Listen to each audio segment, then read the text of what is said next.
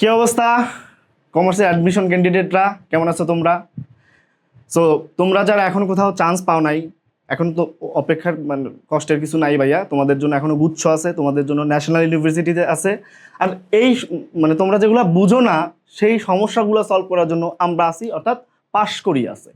এখন দেখো, আজকে আমরা যে টপিকটা নিয়ে আলোচনা করব সেটা হচ্ছে যে অ্যাকাউন্টিং। সব থেকে তোমরা ভয় পাও, বাট ভাই ভয় পাওয়ার কিচ্ছু নাই। চলো আমরা প্রবলেমটা সলভ করি, তোমাদের ভয়গুলো কেটে যাবে। সো আমার এইখানে প্রথম যে কোয়েশ্চেনটা আছে সেটা হচ্ছে যে রেওয়া মিলে যদি ডেবিট ও ক্রেডিট দিক সমান হয়। কি বলছে? রেওয়া মিলে যদি ডেবিট এবং ক্রেডিট দিক, দুইটা দিক আমরা জানি রেওয়া মিলের দুইটা দিক থাকে, একটা হচ্ছে ডেবিট এবং আরেকটা হচ্ছে ক্রেডিট। সো এই দুইটা দিক যদি সমান হয়ে যায় তাহলে এর অর্থটা কি? কি বলছে? এর অর্থটা কি? এটা দ্বারা আসলে কি বুঝবো আমরা? আমার প্রথম অপশনটা বলছে যে হিসাব ঠিক হয়েছে। প্রথম অপশনটা আছে হিসাব ঠিক হয়েছে। এখন আমি কিভাবে বুঝবো বা তুমি কিভাবে বুঝবা যে ভাই হিসাবটা ঠিক হয়েছে?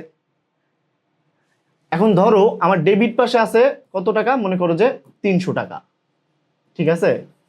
দেখতে পাচ্ছ ডেবিট পাশে আছে মনে করো 300 টাকা, ক্রেডিট পাশেও আছে 300 টাকা।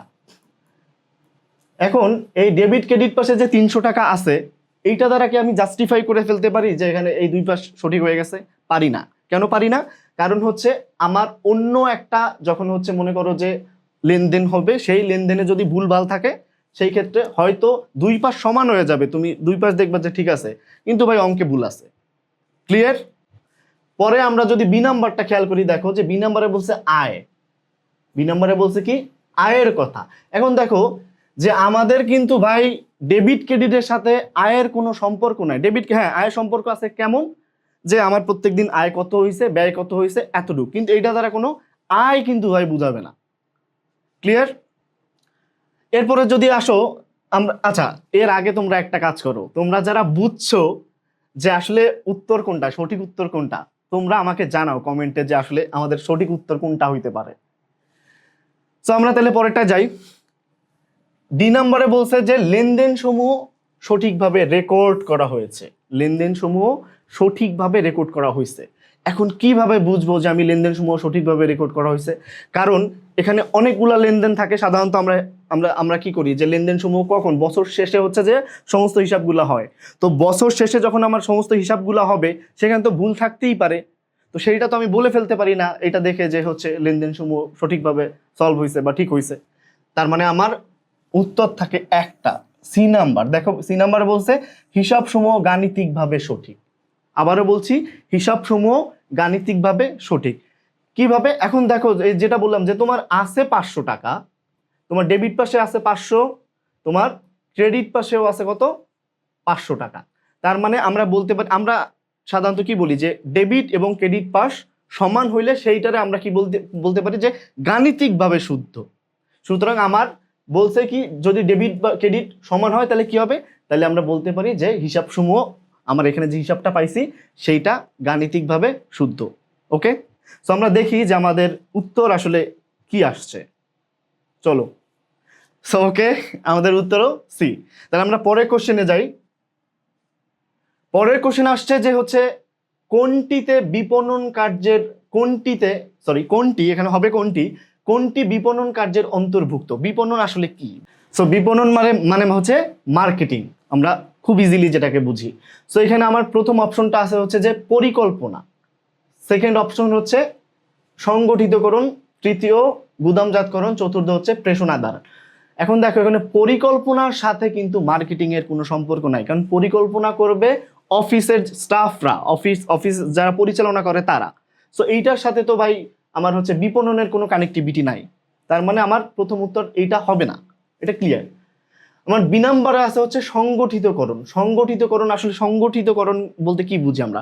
অর্থাৎ কোনো কিছু সংগঠন করা, অর্থাৎ কোনো প্রবলেম হলে ম্যানেজমেন্ট করা, সমস্যার মানে হচ্ছে কোনো একটা বৃহত্তর সমস্যা হয়েছে সেটা ম্যানেজমেন্ট করা। তো ম্যানেজমেন্টের সাথে তো মার্কেটিং এক জিনিস না, ম্যানেজমেন্ট ডিফারেন্ট জিনিস, মার্কেটিং ডিফারেন্ট জিনিস। সো উত্তর এটাও হবে না। এরপরে আমার কি বলছে যে গুদামজাতকরণ আর হচ্ছে প্রেষণাদান। আমি যদি বলি প্রেষণাদানের কথা, দেখো প্রেষণাদান আমরা যেটাকে কি বলি যে মোটিভেশন।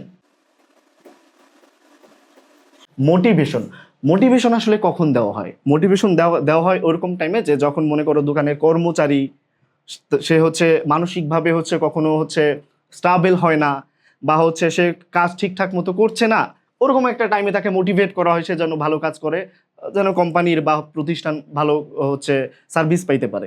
সো মোটিভেশনের কিন্তু এখানে কোনো সম্পর্ক নাই। তার মানে আমার অপশন কিন্তু একটা, সেটা হচ্ছে গুদামজাতকরণ। গুদামজাতকরণ কি?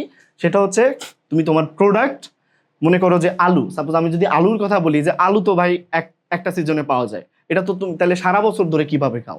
এটা এই কারণেই সারা বছর ধরে পাও, কারণ এটা হচ্ছে সঠিকভাবে গুদামজাতকরণ করা হয় যেন তোমার আলুটা নষ্ট না হয়ে যায়, সারা বছর দেশের জনগণ সেটা পাইতে পারে। সো দেখা যাক আমাদের অ্যান্সারটা কি আছে।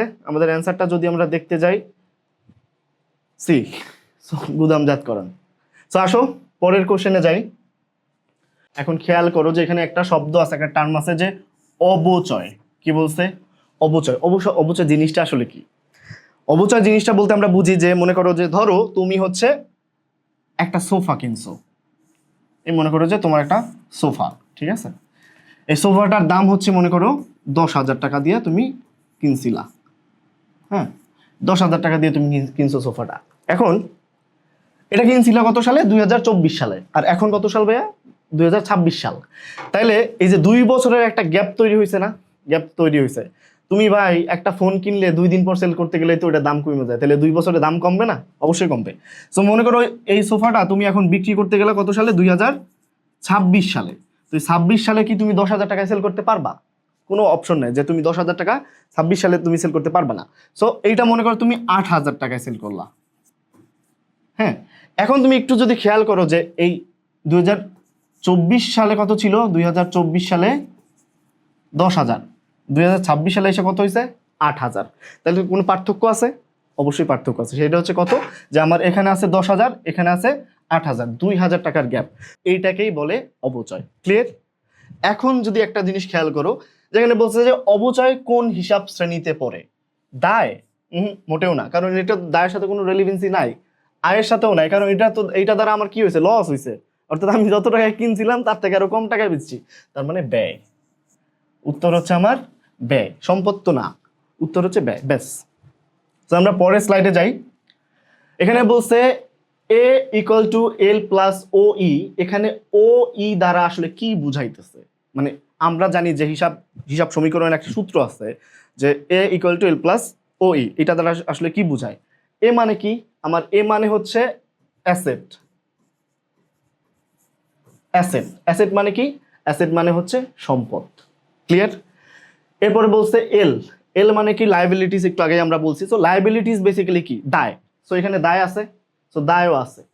এরপরে বলছে ও ই মানে ওনার্স ইকুইটি। ওনার্স মানে কি? ওনার কি? মালিক, কোনো কিছু মালিক। ইকুইটি, ইকুইটি হচ্ছে যে হচ্ছে মালিকানা। আসলে এটা দ্বারা মালিকের যে সম্পত্তি বা মালিকের ব্যবসায়ের যে অংশ, সেই অংশটাকে বোঝায়। ক্লিয়ার? সো তাহলে আমার অ্যান্সারটা হবে ওই মানে হচ্ছে মালিকানা বা মালিকানা সত্ত্ব। ওকে, সো আজকের ক্লাস এতটুকুই। তোমরা ভালো থাকবা, সুস্থ থাকবা, এবং হচ্ছে পড়াশোনা করতে হবে।